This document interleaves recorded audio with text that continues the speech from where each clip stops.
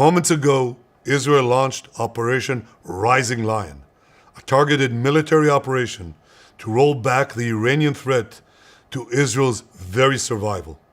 This operation will continue for as many days as it takes to remove this threat. For decades, the tyrants of Tehran have brazenly, openly called for Israel's destruction. They've backed up their genocidal rhetoric with a program to develop nuclear weapons. In recent years, Iran has produced enough highly enriched uranium for 9 atom bombs. 9. In recent months, Iran has taken steps that it has never taken before, steps to weaponize this enriched uranium. And if not stopped, Iran could produce a nuclear weapon in a very short time. It could be a year, it could be within a few months, less than a year. This is a clear and present danger to Israel's very survival. 80 years ago, the Jewish people were the victims of a Holocaust perpetrated by the Nazi regime. Today, the Jewish state refuses to be a victim of a nuclear Holocaust perpetrated by the Iranian regime. Now, as Prime Minister, I've made it clear time and again, Israel will never allow those who call for our annihilation to develop the means to achieve that goal. Tonight, Israel backs those words with action. We struck at the heart of Iran's nuclear enrichment program. We struck at the heart of Iran's nuclear weaponization program. We targeted Iran's main enrichment facility in Natanz. We targeted Iran's leading nuclear scientists working on the Iranian bomb. We also struck at the heart of Iran's ballistic missile program. Last year, Iran fired 300 ballistic missiles at Israel.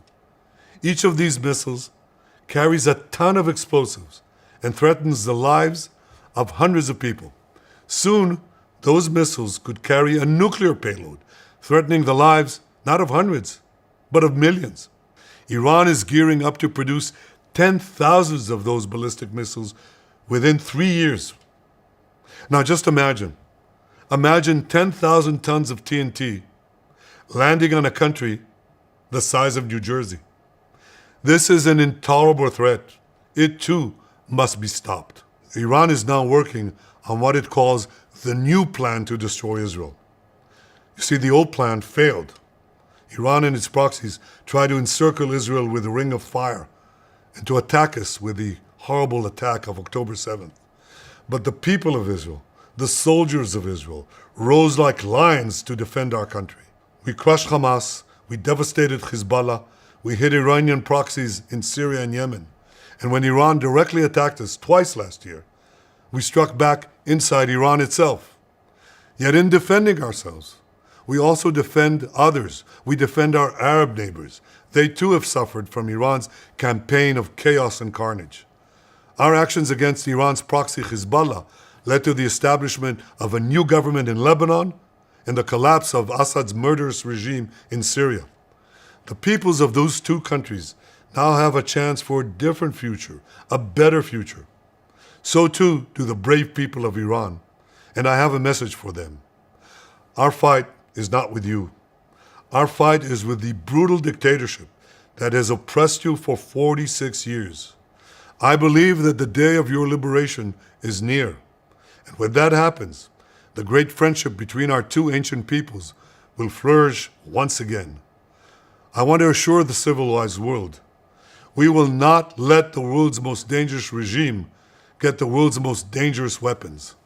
And Iran plans to give those weapons, nuclear weapons, to its terrorist proxies. That would make the nightmare of nuclear terrorism all too real. The increasing range of Iran's ballistic missiles would bring that nuclear nightmare to the cities of Europe and eventually to America. Remember, Iran calls Israel the small Satan. It calls America the great Satan. And this is why for decades, it's led millions in the chants of death to Israel and death to America. Today, Israel is responding to those genocidal calls with action and with a call of our own. Long live Israel and long live America. Our action will help make the world a much safer place.